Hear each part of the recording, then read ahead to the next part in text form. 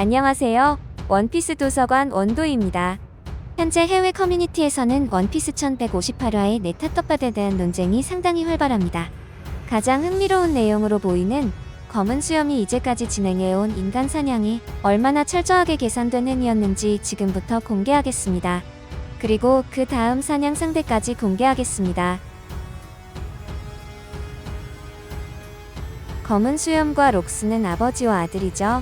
이들의 목표는 같았으나 그 방식은 정반대였다는 것입니다. 록스가 충동적이고 오만한 폭군이었다면 그의 아들인 티치는 인내심 강하고 치밀한 전략가입니다.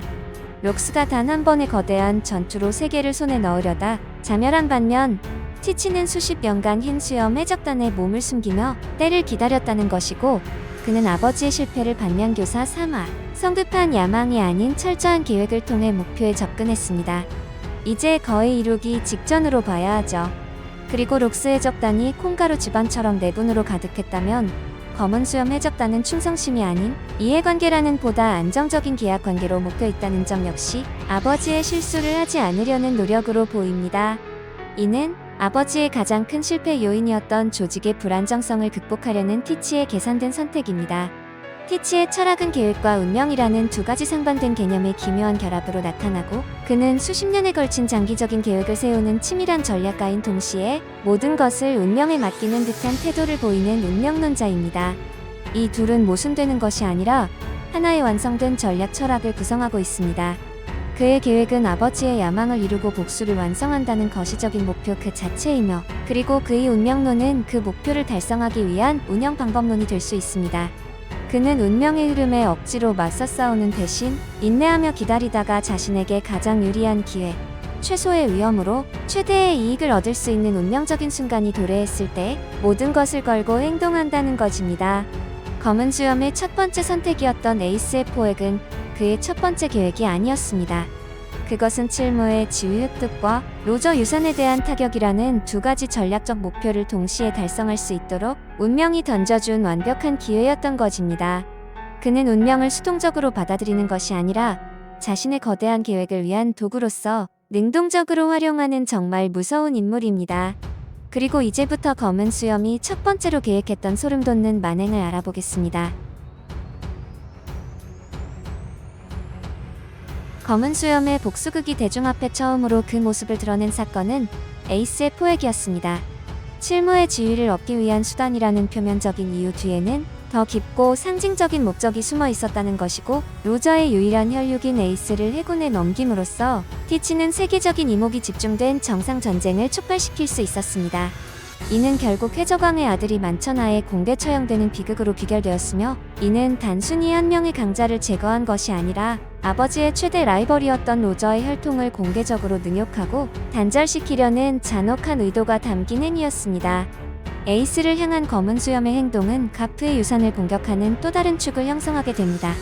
가프는 혈연은 아니지만 에이스를 친손자처럼 대했고, 에이스의 죽음은 가프에게 깊은 개인적 고통을 안겨준 사건이었으며, 이는 검은 수염의 계략이 낳은 직접적인 결과였다는 것입니다.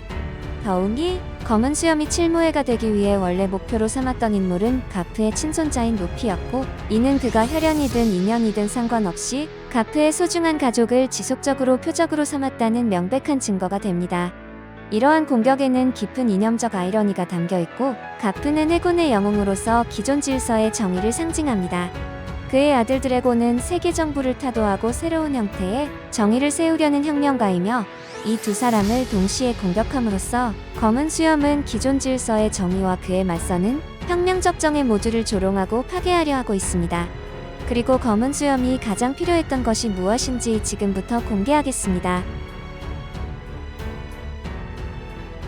샹크스는 로저의 밀짚 모자와 함께 그의 의지를 계승한 의지의 후계자입니다. 검은 수염과 샹크스의 악연은 아주 오래전부터 시작되었고, 티치가 어떠한 악마의 열매 능력도 갖기 이전에 샹크스의 왼쪽 눈에 남긴 세 개의 흉터는 그가 얼마나 위험한 존재인지를 상징하는 지워지지 않는 낙인이 되었습니다.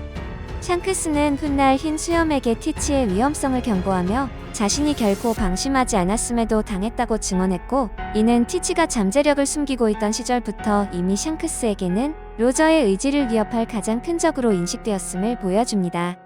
그 흉터는 단순한 상처가 아니라 로저의 유산에 대한 티치의 오랜 적의와 전쟁 선포의 증표가 되어버린 셈입니다. 이 두 가지 공격은 로저라는 존재를 구성하는 핵심 요소인 혈통과 의지를 모두 겨냥한 정교한 이중 타격이었고, 에이스는 로저의 생물학적 계승을 의미하고 해적왕 혈통인자의 연속성을 상징합니다. 반면 샹크스는 로저의 꿈과 철학 그리고 정신적 의지의 계승을 상징하며 한 명의 죽음을 설계하고 다른 한 명에게 영원한 상처를 남김으로써 검은 수염은 로저가 세상에 남긴 모든 형태의 영향력을 도려내려 시도했다는 것입니다. 검은 수염이 얼마나 큰 그림을 잔인하게 그리고 있는지 그의 행동 하나하나에 의미가 전부 부여되어 있다는 것이죠. 그리고 더욱 놀라운 사실에 대해서 말씀드리겠습니다. 샹크스가 갓벨리의 인간 사냥 챔피언이자 신위기사단 최고사령관인 피거랜드 갈링성의 아들이라는 사실은 검은 수염과의 오랜 악연에 운명적인 무게를 더해줍니다. 이제 검은 수염이 샹크스에게 품고 있는 깊은 적의는 단순히 로저의 의지를 계승한 라이벌에 대한 경쟁심을 넘어서게 되었고, 그는 아버지의 몰락을 주재한 자의 핏줄을 직접 겨냥하고 있는 것입니다. 샹크스를 향한 모든 공격과 도전은 곧 피거랜드 갈링성을 향한 간접적인 복수가 되며, 두 사람의 대결은 40년 전 갓벨리에서 시작된 세대 간의 전쟁을 검은 수염이 종결할 수 있는 세대를 초월한 결론을 낼 수 있다는 것입니다. 더욱 놀라운 사실은 지금부터입니다. 지금까지 분석한 바와 같이 티치의 행적은 우연과 기회주의 산물이 아니라 38년 전 아버지의 패배에 대한 뿌리 깊은 원한에서 비롯된 거대한 복수에서 쌓이며, 로저, 가프, 세턴, 갈링이라는 4개의 축을 향한 그의 큰 그림과 떡밥 회수는 너무나도 일관되고 상징적이어서 결코 우연으로 치부할 수 없을 정도의 짜임새를 보여주고 있습니다. 그의 여정은 아버지의 패배라는 실로 짜인 거대한 하나의 틀이며, 이는 그를 과거의 유산과 정면으로 충돌하게 만드는 운명이 되었습니다. 이 복수극은 D의 의지에 대한 두 가지 상반된 해석의 충돌로 귀결되며, 루피가 자유와 해방이라는 긍정적 의지를 대표한다면 검은 수염은 개인의 야망, 지배, 그리고 복수라는 어두운 의지를 구현하고 있습니다. 이 근본적인 사상의 대립은 두 사람의 최종적인 대결을 필연적인 것으로 만들고 있고, 결국 40년에 걸친 이 장대한 복수극은 모든 역사적 실타래가 한데 얽히는 클라이맥스이자 갓벨리 다음의 무대를 마련하고 있습니다. 이 최후의 전쟁은 단순한 세력 다툼이 아닐 것입니다. 그것은 록스, 로저, 가프, 그리고 철룡인의 현대적 대리인들이 세계의 운명을 걸고 격돌하는 역사의 재현이 될 것입니다. 검은 수염은 자신의 복수를 완성함으로써 아버지의 마지막 전투가 벌어졌던 상황을 완벽하게 재창조하고, 이번에야말로 승리하여 자신의 진정한 유산인 세계 그 자체를 손에 넣으려 할 것입니다.